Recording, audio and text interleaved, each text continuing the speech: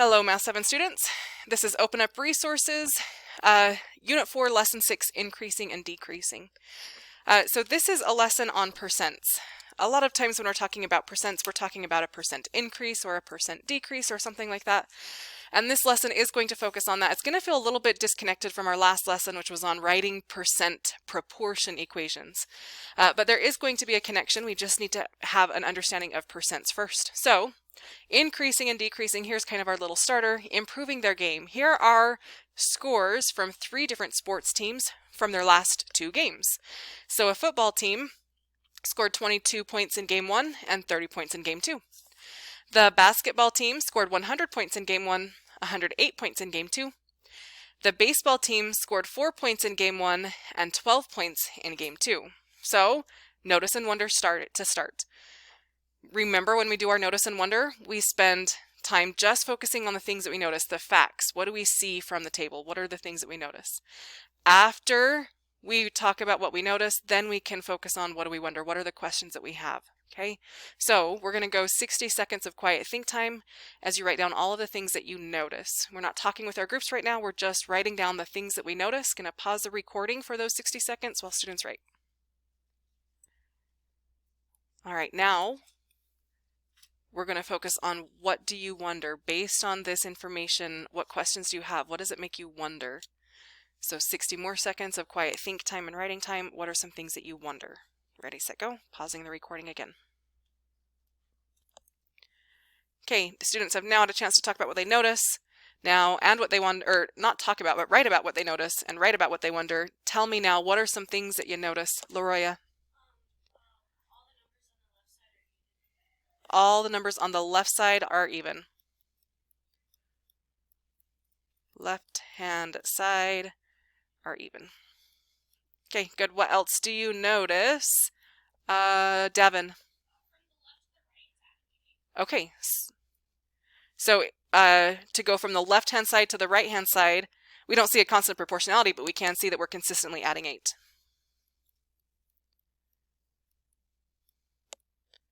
Add 8 to go across the table. AC, I always misspell that word. ACROSS. Okay, what else do you notice, Joshua?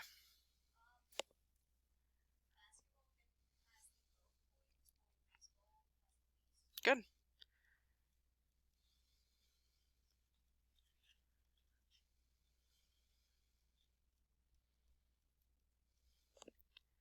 And last comment, Carter.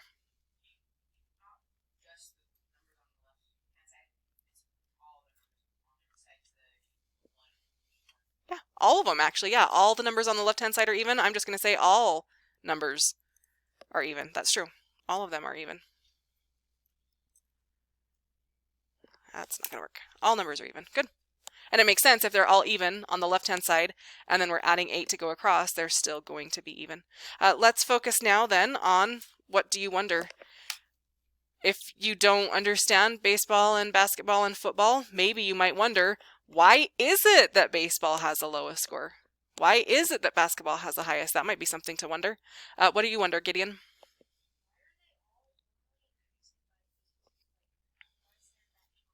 Okay. Why are all increasing by 8? Good question. Carter.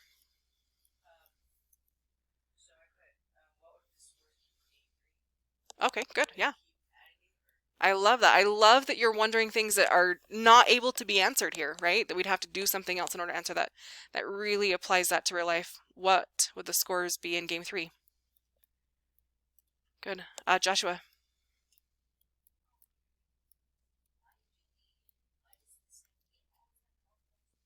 Yeah, why? Why are they improving?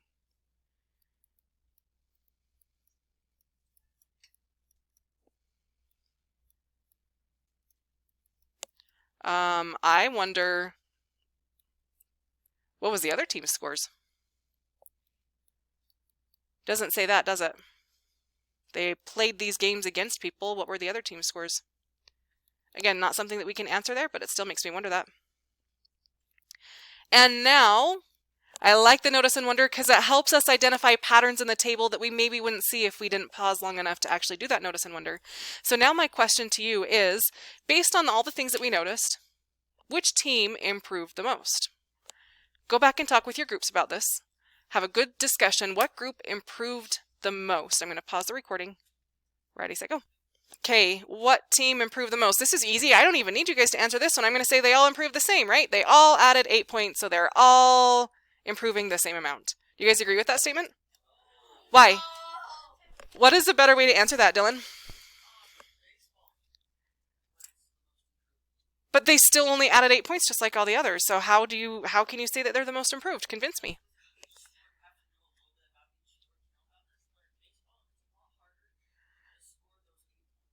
Okay. Okay, so it's harder to score the points in baseball, so that's why they had the biggest improvement. Because you have to do more work, you have to run 4 bases. 8 people had to run those 4 bases, where in basketball, they just had to put it in the basket 4 times, right? Come on, that's nothing. Just kidding. I'm just kidding. Okay, that's a good way to think about it. What else could we do? I want to think about the numbers, because what if I don't know anything about sports? I'm just like, oh yeah, it's fine. Basketball's the same as baseball, it's fine. So tell me using the numbers. Grant.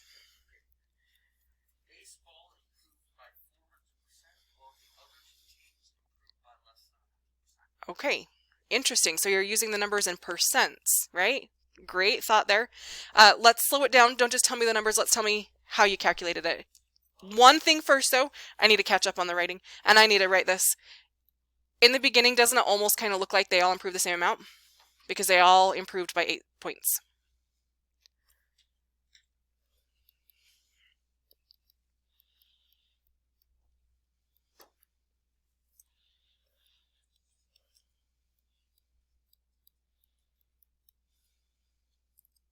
They all added those 8 points.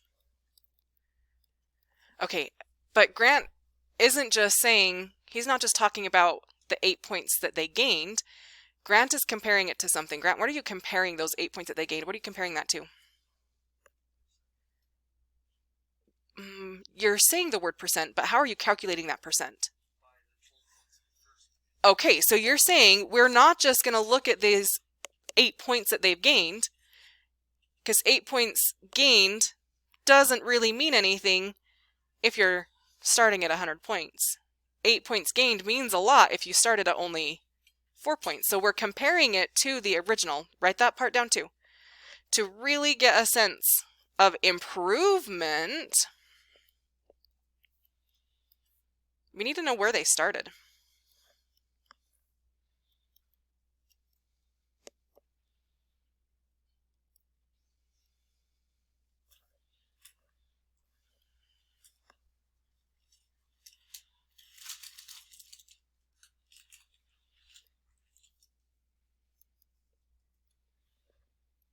We need to know where they started and compare it to where they started.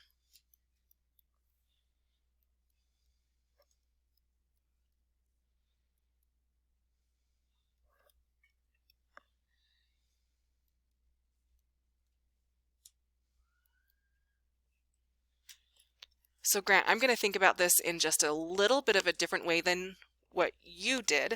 It sounds like you took their end score and compared it to their beginning score. I'm going to look at it a little bit differently. I'm going to compare their change, because they all changed that same 8 points. I'm going to compare their change to their beginning score. Does that make sense? So I'm going to end up with a little bit different numbers than you, but it's going to be that same concept. I'm taking their change, which is equal across the board. They all changed 8. Let's now go back and let's compare it to the original. Okay, so what I'm going to do is I am going to write a percent change. This is what this lesson is all about, right? Percent change for each team. When I'm writing the percent change, what I'm really doing is I'm comparing how much they changed, or the change, but I'm comparing it to the original score.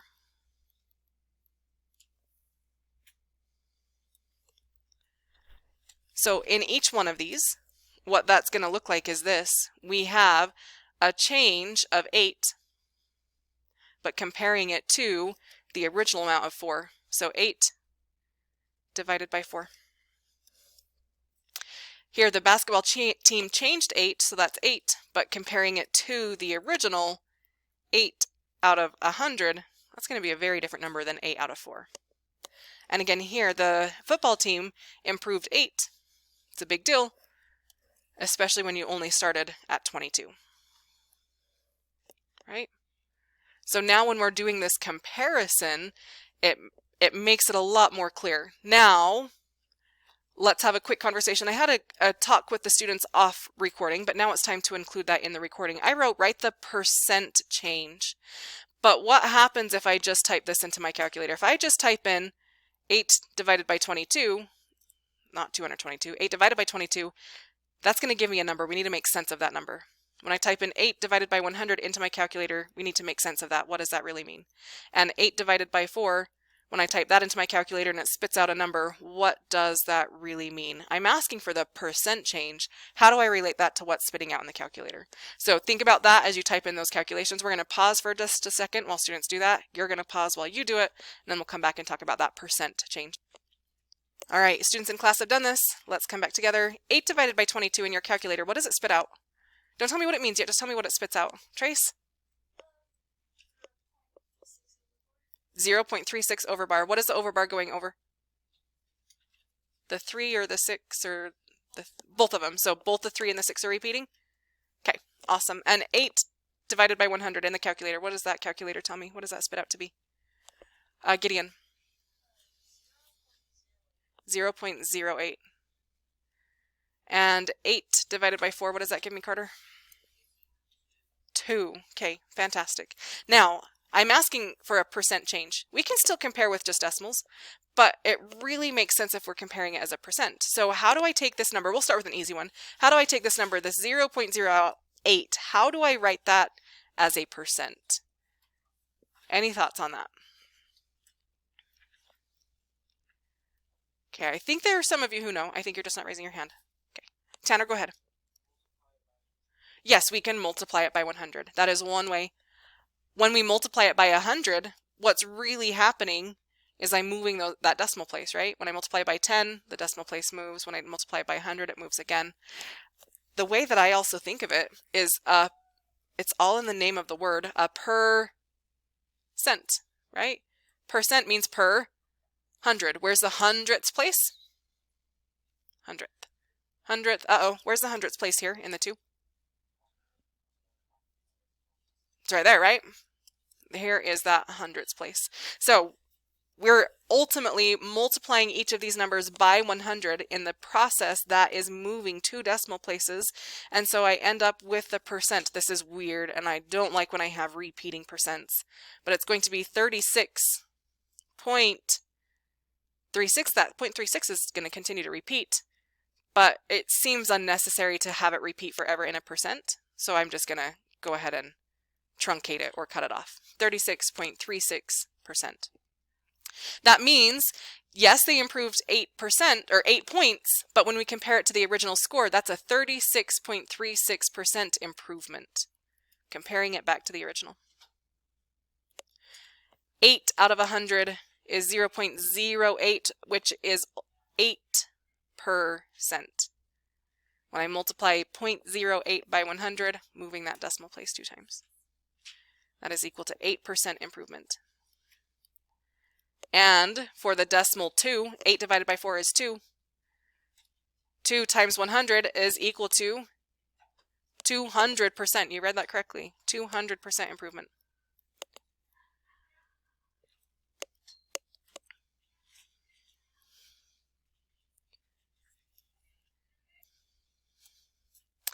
Okay, with all of that in mind, the big takeaway is we're looking at percent increases and decreases in this lesson. So we're not just going to pay attention to the amount that it's increasing or the amount that it's decreasing. In order to really get a good sense, we always have to compare it back to the original. We never finished answering this question, I'm sorry. Which team improved the most? With the numbers we can see a 36% improvement is great. 8% is still something to be proud of, but which is the one that improved the most? That would be that 200% improvement with baseball.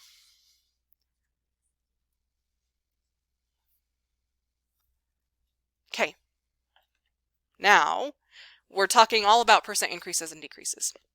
So a cereal box says that it now contains 20% more. You guys have all seen that, right? 20% more for free. Yeah, exactly. Originally, it came with 18.5 ounces of cereal. How much cereal does the box come with now? It's 20% more, so how much does it come with now? When you finish that one, now take a look at this. The price of a t-shirt is 18.5, or sorry, notice the numbers are the same. 18.5 ounces, $18.5, but we would say $18.50. But you have a coupon that lowers the price by 20%. So what's the price of the shirt after using the coupon? With your groups, answer questions 1 and 2. We're going to pause the recording as you work on that. There's lots of different strategies. We can talk about those different strategies. I just want you to work with your groups right now, and we'll come back together soon. Ready, set, go. Okay, the cereal box says it contains 20% more. Originally, it came with 18.5 ounces of cereal. How much does it come with now? Don't just tell me the answer. Tell me how you figured it out, because there's lots of strategies we could have used here. What did you do? Gideon.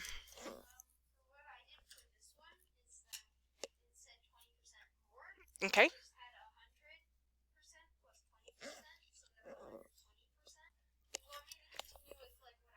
Yeah, so 100%, and it's increasing, so you said plus 20% more.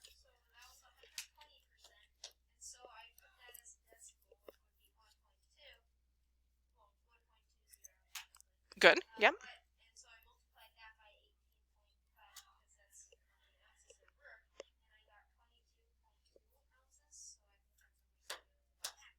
Yeah, that's fantastic. So when it's 20% more, that means we still have the original 100%. So this right here, this 100% represents the original amount, right? But we have 20% more, so this is the extra plus the increase. We now have 120% of the original amount. So this is that new percent. Then we change that 120% into a decimal, 1.2. So really what you're saying is we have 120% of the original amount. You've taken that 120%, converted it to a decimal, 1.2 or 1.20 if you want. What does of mean in mathematics? I interpret of to mean what, Luke? Multiplication. And what was that original amount? 18.5. So what do I type into my calculator? 1.2 times 18.5. Help me out. Tell me what you get. 22.2. 22.22? Okay, 22.2 ounces. Okay. All right, I absolutely love this strategy, but it is not the only strategy. You can make this a two-step problem. So let me also show you one other way that we could have done this. 20% more. Instead of doing the addition first, we can just find the 20%. So what is 20% of that original amount? Again, our process is still the same, where I have to change this 20% into a decimal, 0.2 or 0.20. Of still means to multiply, and that original amount is 18.5 ounces. So first I can find this change. So this time I'm not finding the new amount in one step, I'm just finding the change. So 0.2 times 18.5 is equal to 3.7. This is the change. But that's just how much new or how much extra is added. We still have to actually add it to the 18.5. So 18.5 plus the 3.7 still gives us that 22.2 ounces. So I just want to point out, it doesn't matter which way you think about it. This way, in my opinion, is a little bit faster because we're doing the addition first and it simplifies the calculations that we need to do. Here, we're doing the multiplication first and then adding it to the original. So in my head, it takes a little bit of extra time and a little bit of extra work, but the preference is up to you. The next one, let's try and do it two ways. So the price of a shirt is $18.50, but you have a coupon that lowers the price by 20%. What is the price of the shirt after using the coupon? Let's start this way first. Let's find that 20%. So we're going to go 20% of that original price. Again, converting that 20% into a decimal so that we can calculate with it. Of still means to multiply, and the original price is $18.50. Type that into my calculator. 0.20 times 1850 is equal to 3.7. Now, this is how much the price is being lowered. So this is going to be a decrease this time. So our original $18.50, we are reducing the price by that 3.70. So two steps that we're doing this here.